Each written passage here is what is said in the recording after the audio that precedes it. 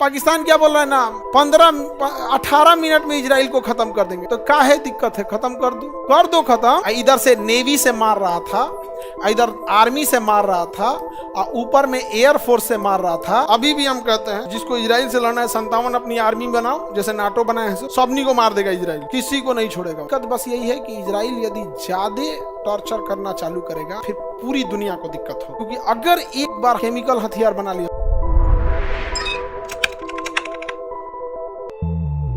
Israel की सीमा कितने देशों से लगती है? ऊपर में देखिए, लेबनान, सीरिया, जॉर्डन, मिस्र। लेबनान, सीरिया, जॉर्डन, मिस्र। लेबनान, सीरिया, जॉर्डन, मिस्र। लगती तो फिलिस्तीन से भी है, लेकिन ये कहता है फिलिस्तीन देश नहीं है। फिलिस्तीन देश नहीं है, फिलिस्तीन देश नहीं है। समझ में आया कि नहीं गया? Any problem? ये देखिए, जॉर्डन, ये मिस्र, ये सीरिया। इजराइल कह रहा है मिस्र से। मिस्र तो बड़ा देश है। मिस्र कैसा देश है? बड़ा सा देश है। देखिए, मिस्र छोटा सा देश नहीं है, बहुत बड़ा देश है मिस्र। ये है छोटा सा आपका कौन सा? इजराइल। इस इजराइल में छोटा सा गाजा। तो इजराइल मिस्र से कह रहा है कि भाई तुम्हारे पास इतना जमीन दुनिया भर का है, कोई जगह दे तो ना, इतनी शाम से पैसा ले लो एक के बार में। तो कह क्या करोगे? कह रहा फेंक देंगे सबको लिया के यहाँ पे, हम गाजा वाले को ले आके कहाँ फेंक देंगे? मिस्र में। तो मिस्र कह रहा है ना, हम मुस्लिम देश है ना, सब हमको गरियाने लगेगा सब। हम नहीं, मारना है मार के खत्म कर दो। मिस्र क्या कर रहा है? मार के खत्म कर, हमको नहीं, सब मुस्लिम थे, हमको सब हल्ला कर देगा सब। समझे? अब एक बात बताओ, अगर मुस्लिम देश से ही हम पूछते हैं, अगर फिलिस्तीन की कोई सच में हेल्प कर सकता था तो मिस्र कर सकता है, सबसे पास में है, बॉर्डर खोल दे, खाने पीने का दिक्कत होता है पहुंचा दो। दुनिया से बोलता है सब, इनसे पूछो ना तुम क्यों नहीं कर रहे हो, तुम्हारे बगल में है। अब नेपाल को कोई दिक्कत होगा तो जापान आके मदद करेगा कि पहले इंडिया? तो इजराइल जो है गाजा को जब मार रहा था, इजराइल किसे मार रहा था? गाजा को। इधर से नेवी से मार रहा था, इधर आर्मी से मार रहा था, और ऊपर में एयरफोर्स से मार रहा था। तो यह इजराइल ने मिस्र से कहा था कि तुम भी इधर टैंक लगा के रखो, भागे सब नहीं। मुस्लिम कंट्री कौन? मिस्र। टैंक लगा के रखा था और बॉर्डर बंद कर दिया था कौन? मिस्र।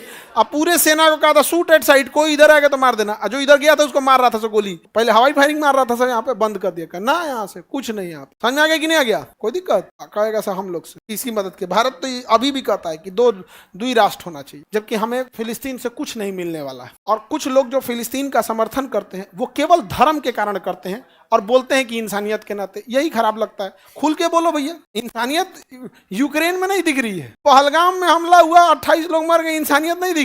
हाँ, नक्सलाइट मार रहे हैं सब मासूम लोगों को, इंसानियत नहीं दिख रही है? इंसानियत का गाजा में दिखेगी? ऐसा कुछ नहीं। तो मुंह पे बोलना चाहिए किसी चीज। आपका जो धर्म है उसी धर्म के लोगों को इजराइल मार रहा है, इस वजह से थोड़ा दिक्कत हो रहा है। बाकी आप सब लोग मिलकर हेल्प कीजिए, जिसको हेल्प करना होगा करेगा, जिसका नहीं हेल्प होगा नहीं होगा। यहाँ पे कहते नहीं इंसानियत को ध्यान में रखे, तो लोग कहते हैं हमारा इंसानियत का चिंता नहीं है। तो कहता है कितना खराब आदमी। लोग बेवकूफ नहीं है, लोग बेवकूफ। अभी भी हम कहते हैं कि जिसको इजराइल से लड़ना है 57 अपनी आर्मी बनाओ, जैसे नाटो बनाए हैं सब, युद्ध कर दो, जीत जाओ। मना किए हम, मार दो, लेकिन डराइल है सब, सबनी को मार देगा इजराइल, सबको मार देगा इजराइल, किसी को नहीं छोड़ेगा। वहां पे इंटर पास कीजिएगा तो आपको सेना में जाना होता है। तो वहां इंटर पास किया, कोई विद्यार्थी सड़क पे घूम रहा है ना, ज्यादा उड़िएगा, निकालेगा पिस्टल, मार देगा, खत्म। दिक्कत बस यही है कि इजराइल यदि ज्यादा टॉर्चर करना चालू करेगा तो आतंकवादी बंदूक को छोड़कर केमिकल हथियारों पे आ जाएंगे और फिर पूरी दुनिया को दिक्कत होगी। क्योंकि अगर एक बार केमिकल हथियार बना लिया, मान के चलो कोई ऐसा खतरनाक केमिकल बना लिए सब जो सूंघते आदमी मर जाएगा, तो उन सबको छिड़कने में क्या जाता है? मोटरसाइकिल के टंकी में डाल देंगे सब, और मोटरसाइकिल ऑन कर देगा सब, धुआं ऑटोमेटिक निकल जाएगा, घूम देगा सब भर मोटरसाइकिल लेके। ओकरा थोड़ा ना धुआं छोड़ना है इसे।